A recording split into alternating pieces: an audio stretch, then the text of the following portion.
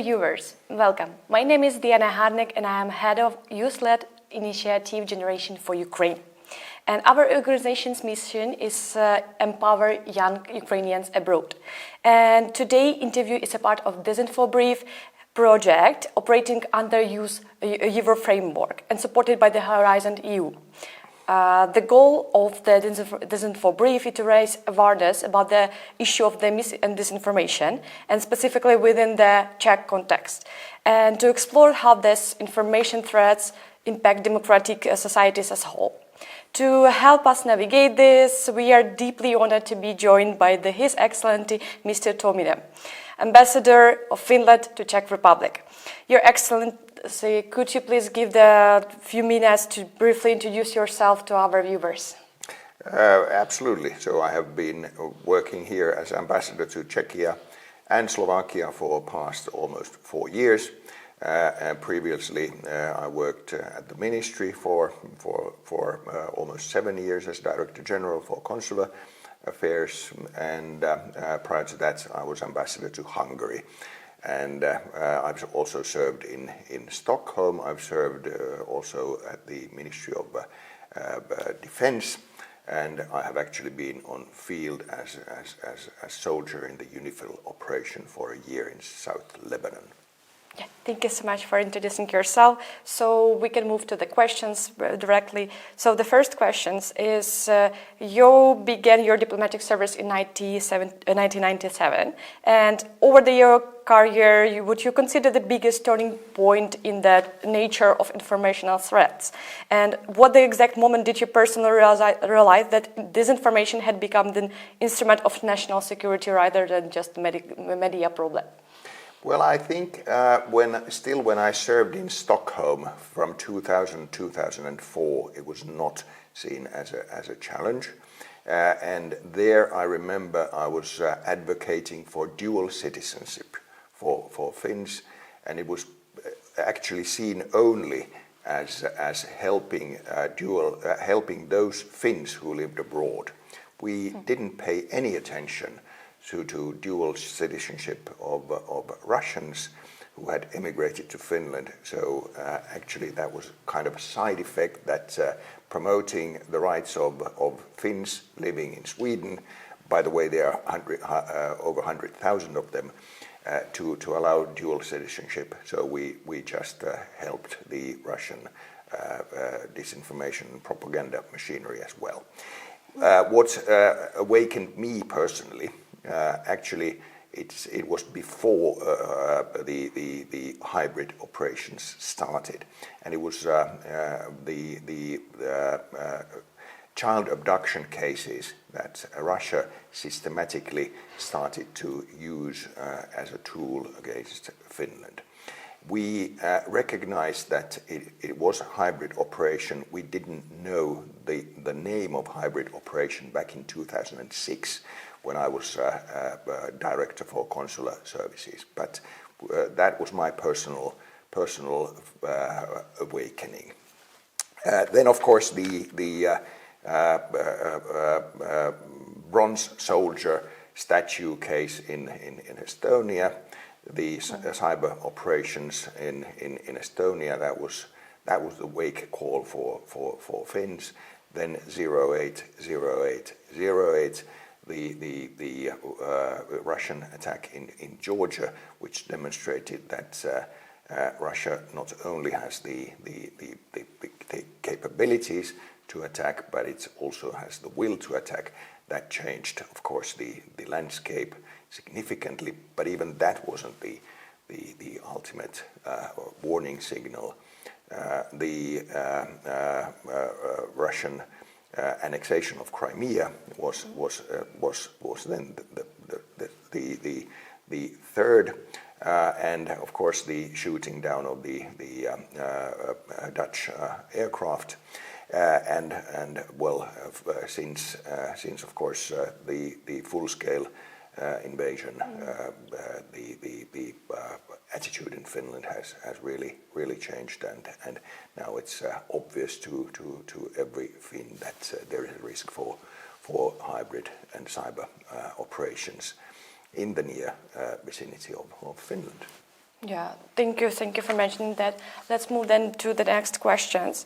In previous interview for Czech and Slovak leaders, upon your accreditation, you stated that trust in authorities and politicians has been very high, and I hope it remains this way. And several years have passed from that moment, and the global political situation has shifted dramatically, you may see it. And today, how would you assess the current level of trust in authorities, like both in Finland and across Europe? This is a very good question, because we seem to have a different perspective. For me, the 4 years is very short time, and obviously for you as a student, it's a very, very long time. The trust remains a key issue for Finland. So we have had the tradition always that there is trust among Finns with their neighbors, but there's also trust for politicians, even politicians, civil servants, parties, and everything. So the polarization, of course, in other countries is not a good example, and this has somewhat affected also Finland. Finland still is not a polarized society. We tend to have the consensus for very important decisions regarding the future of the country. So we have had the tradition that foreign and security policy is made on the basis of consensus of all the political parties. The parade example for that, of course, is the NATO membership, where all the parties were in favor of Finland's accession, and in Parliament the votes, 199 voted, the Speaker doesn't vote, and out of 199 votes, 188 voted for the Finnish accession.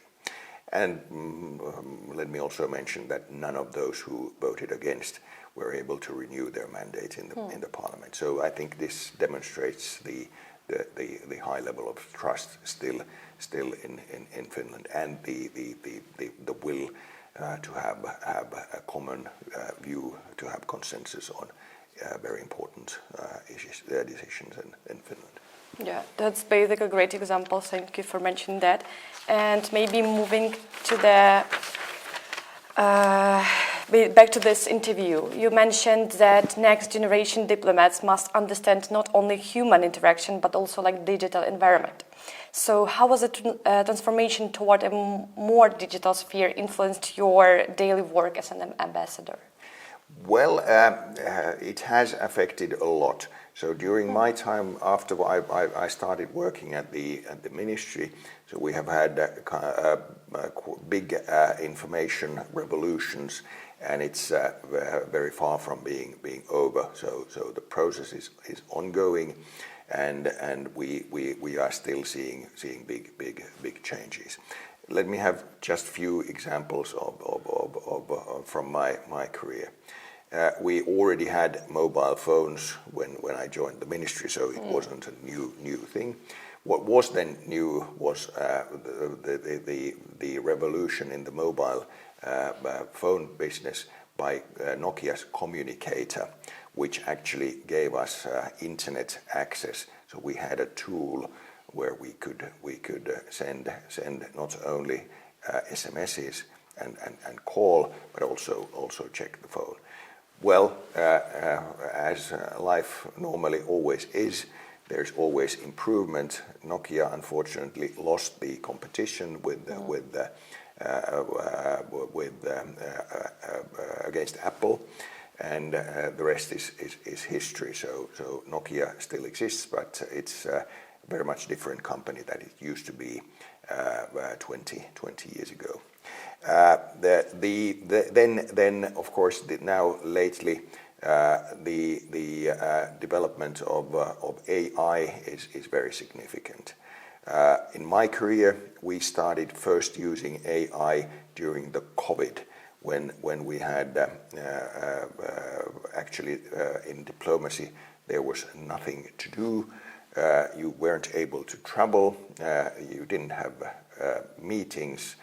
And we developed AI-based analysis tool for the coronavirus discussion in Finland.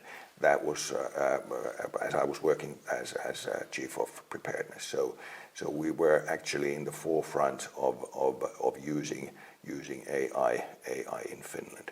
The ministry is now developing tools how to use the AI for various purposes, and I'm of course true believer that we will have lots of use for AI.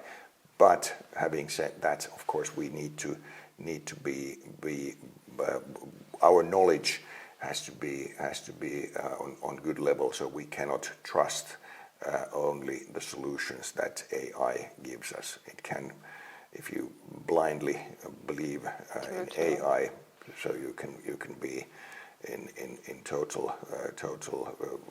totally misled in many senses. Yes, that's great example how this the technology shifted from the Nokia I mentioned the first to the artificial intelligence. So great. So let's move to the next question. So maybe we can go more directly to this disinformation sphere and. Combating foreign information manipulation and interference is a difficult issue, especially international law. And how do you assess the balance between freedom of expression and the necessity to counter disinformation? Well, this is always a tricky question. And having total freedom of expression is not the European tradition, and it's definitely not Finnish either. So actually, the freedom of expression was more or less invented by Anders Chydenius in Finland in the late 16th century. So he was the forerunner to introduce media freedom legislation in Sweden. So Finland was integral part of Sweden, but this person who was behind the legislation was actually a Finn, and we are of course still very proud of him, and we are cooperating with Sweden and commemorating this event regularly, in particular in Central Europe. But the maintaining the balance of fighting disinformation, misinformation, on the other hand, and then guaranteeing freedom of expression is a thin line that needs constantly our attention. And of course, we share it in EU as well. So we must protect democratic discourse by raising awareness of the manipulation, how information can be manipulated, and how we can then balance these two dimensions. Okay. Thank you so much for mentioning that. And let's move to Finland's traditions of media literacy. I would like to ask you regarding the Finland's resilience to disinformation, because this resilience is often described as a result of long tradition. And what is the main lesson for the Czech Republic and Ukraine can learn from this, basically? For example, schools program or libraries or teacher trainings or NGO cooperations. Well, it's a long way. It started in Finland already in 60s, so that kids can have a critical view on the information that is provided to them. I remember from my own childhood that we had days when we had newspapers in the school class, and we needed to analyze some of the news clips from the newspaper. And this tradition has continued in Finland, and this is actually the reason why the malicious propaganda, Russian propaganda, doesn't fly in Finland. So kids and highly educated teachers, which is the other explanation of the high ranking of Finland's education system. So this combination guarantees that kids are not believing everything that they see in the social media nowadays. Earlier, it was only in newspapers or in other media. That's basically a great example, because like I see that the lesson how to combat the disinformation is integrated into the studies. So it's like the children from the first, they can somehow distinguish the disinformation and the real information. So that's a really great example. And of course, the cooperation with the parents is essential. So the parents cannot be left aside. So the cooperation with the kids, school and parents is crucial for building this knowledge base. Yeah, that's great. Great. Maybe going back to the practical side, what maybe concrete tools or like programs in Finland have proven to be most effective? You also mentioned this, like the informational campaign among the children. Maybe you can give us other examples that these tools have successfully adapted in other countries, for instance. Well, I would start from public media outlets. So our public broadcasting company is independent. It is now publicly financed, so we have found a way that is sustainable. Instead of paying licenses in Finland, you pay a public broadcasting tax, which is capped. So the maximum amount of public broadcasting tax is about 160 euros.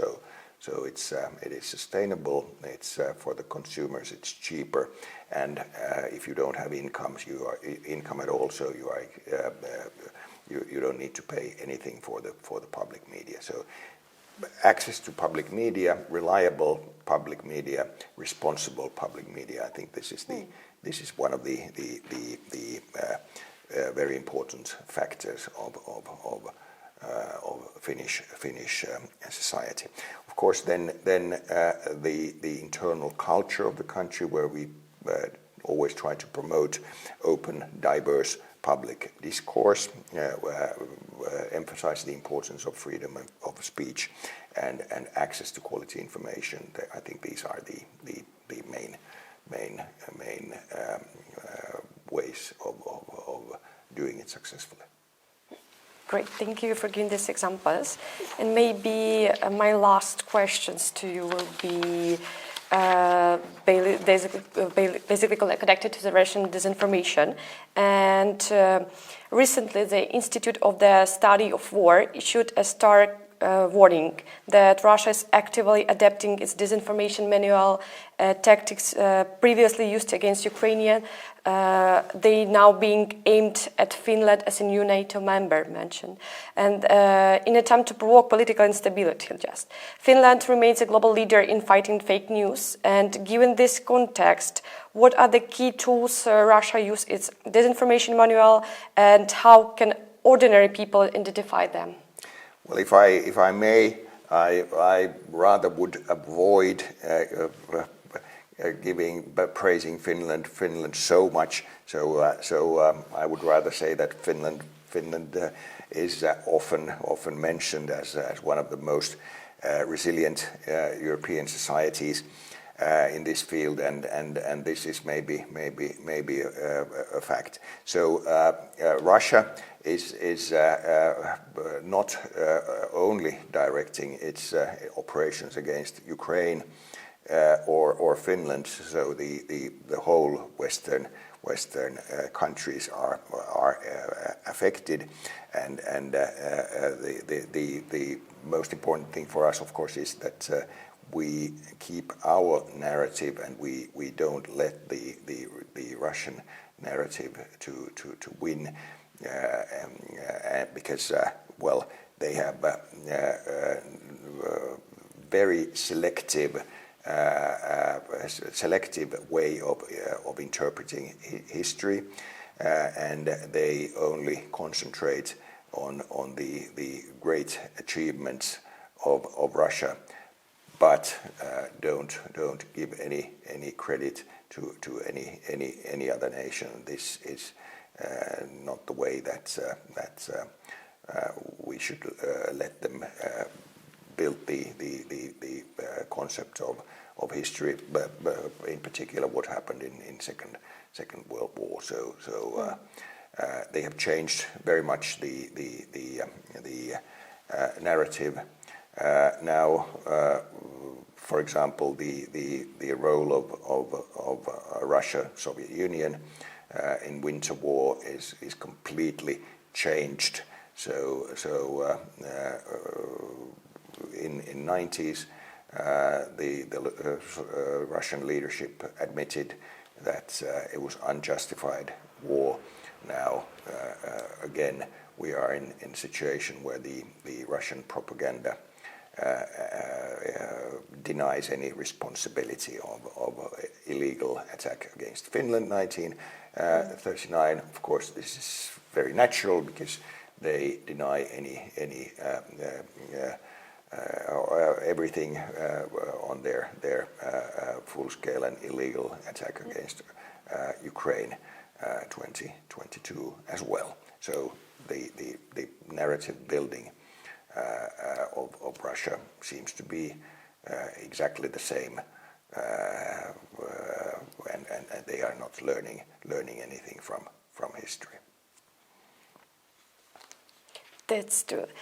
Okay, as I mentioned, it was my last questions. I will thank you, Mr. Ambassador, for sharing time with me, and I believe it helped me a lot, and it will help our viewers to understand the complexity of disinformation. And I just really hope for our future cooperation. And once again, thank you for your time here. Thank you very much. It was a pleasure and honor to be interviewed by you. Thank you.